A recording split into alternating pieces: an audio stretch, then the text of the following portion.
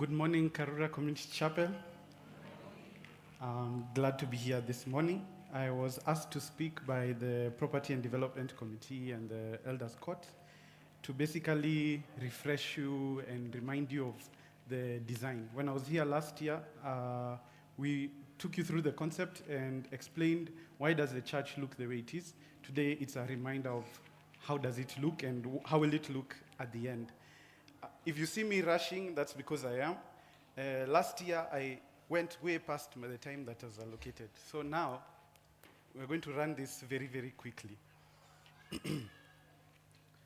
All right. Before I even begin, I want to introduce my wife, who is also an architect in the firm, and she's part of this design.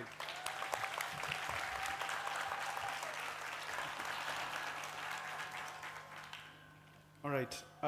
I'll start very quickly by just giving context to the whole site that Karura has. They're essentially where the building is positioned together relative to the rest. What is shown here in green is Kisima Center. We've already built that. It was part of what we were delivering for the new worship center and the washroom block, which is adjacent to it in blue. Where we are standing right now, where the church is, when we move to that new church, this will be one big lawn. It will be a wedding garden for functions and events, whatever else the church requires. In orange is the new sanctuary that is under construction. In brown at the back, wrapping all the way this way, will be the office block. And on that other side will be the washrooms, which will be, one half will be the washrooms and the others will be the welcome center, the Karibu spaces, and above will be smaller prayer halls for the church. So that is the context. I'll now move to the 3D.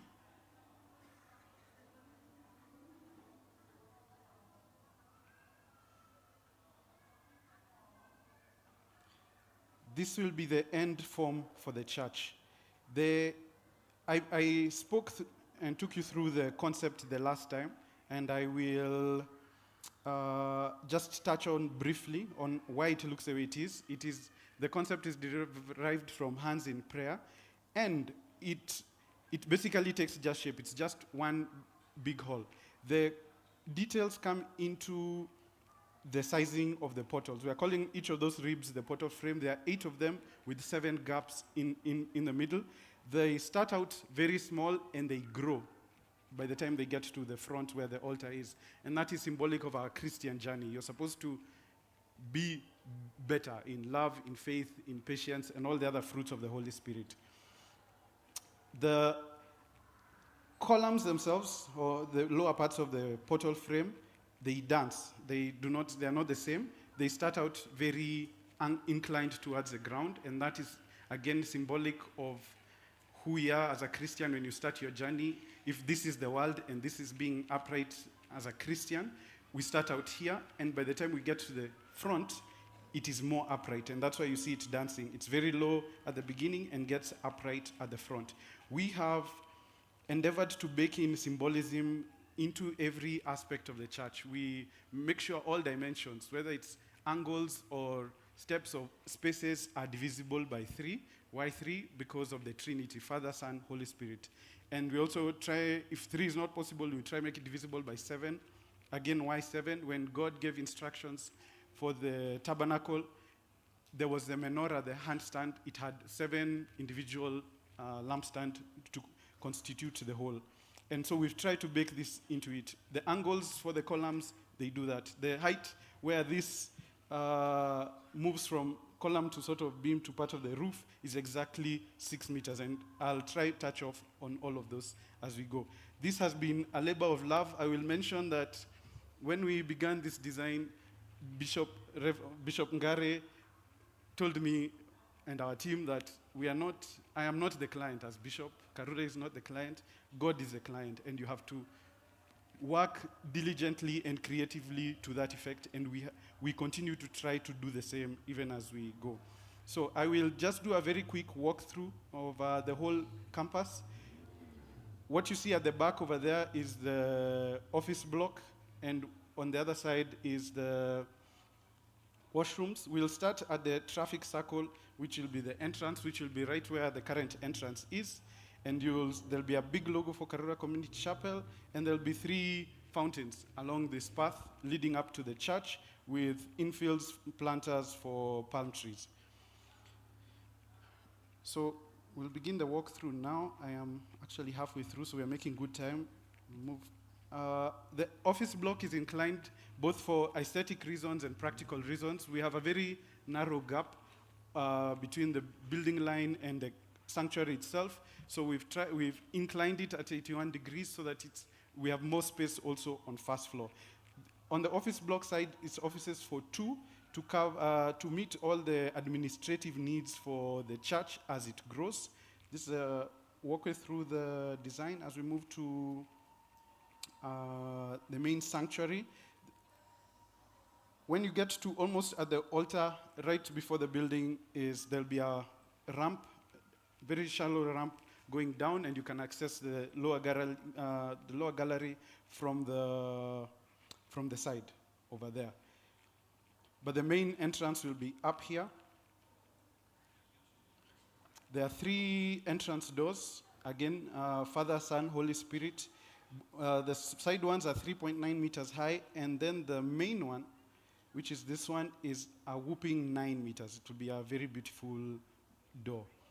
What you're seeing on this side is a staircase that comes from the parking lot up there. So there's a level difference between the two, as our site is quite steep. That gap means you have to have level changes, and the staircase covers for that. It means people can go from parking level straight into the upper gallery from the church without having to go down then back up again, or they can go down and enter the main gallery.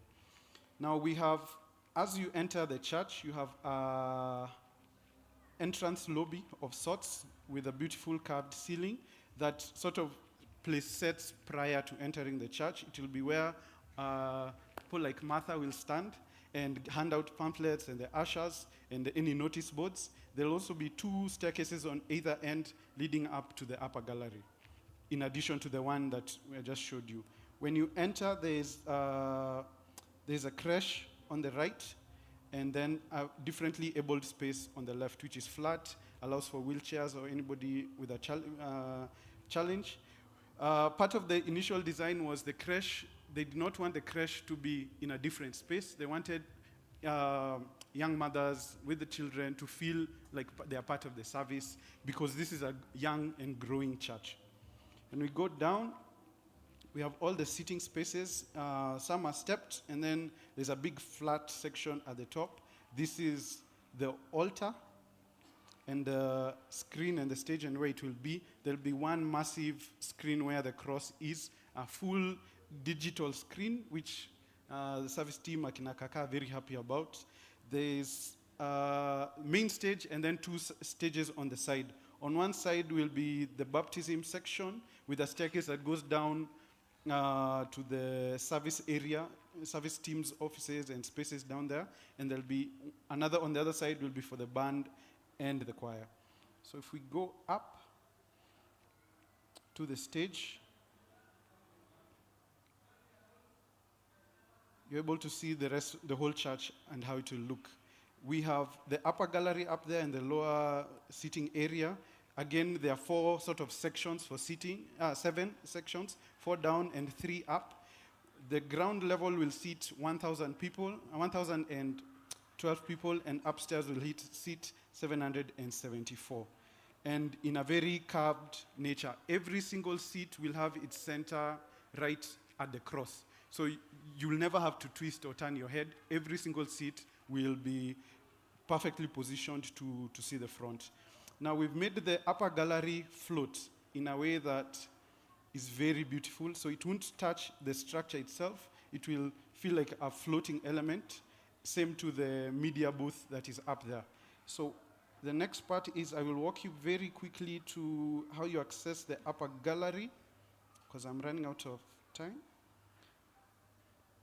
So you come to the stairs. There are 3 flights.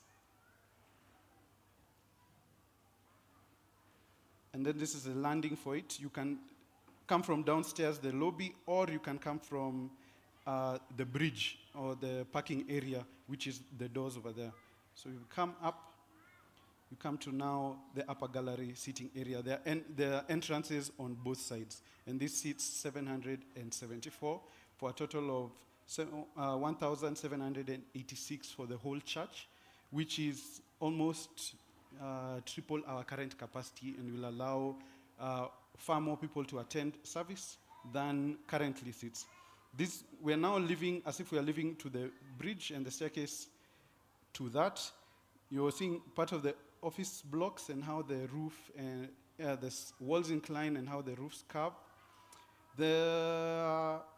I will just very quickly take you through the what's it called? The Karibu space, which is this. It is designed to be very nice and simple and cozy for all our new guests. And then we have 2 levels of washrooms for ladies and gents. We also have a differently abled washroom. We also have changing rooms on both levels that are for either gender.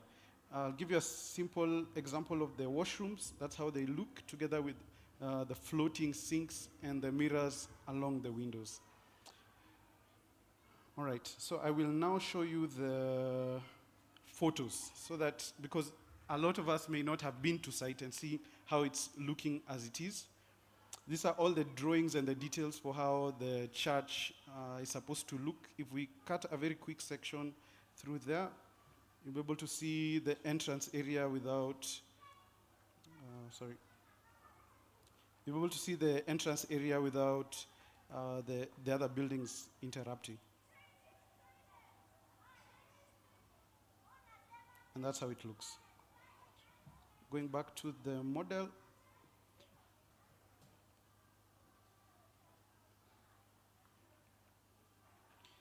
This is a photo of when we started on now. Once we were done with Kisima and resumed on the main sanctuary, this was how we started out with the first portal frame. This was hard work. To execute this has taken a lot from the whole team, the PDC, the structural engineer. This is a photo showing how it was when now we were starting. We started out with the first one and the last one, so to make sure all the angles are right.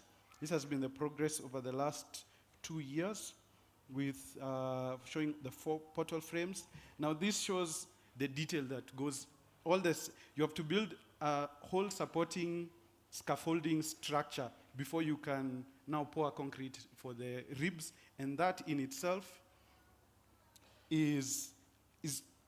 was very hard work. It would take a whole month just to get the whole structure up. Putting steel and concrete was the easier section, easier part of the work, and this gives the detail of photos of how construction is on site. You have to have also I-beams on the side to support. This is how it looked when almost all the portal frames were in. You can start to see how that roof sort of dances from end to end. This is another shot of how it looks. It will be where the entrance will be and the bridge will come. This is a shot of now inside and how the ceiling will also play around as it dances very nicely as you get to the altar.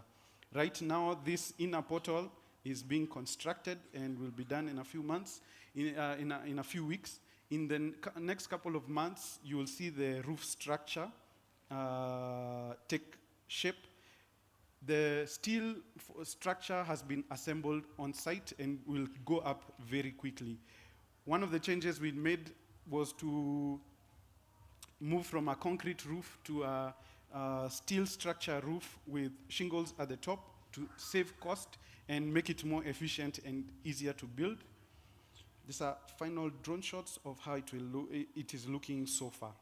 And that is basically the end of my presentation. I hope I have familiarized you with it.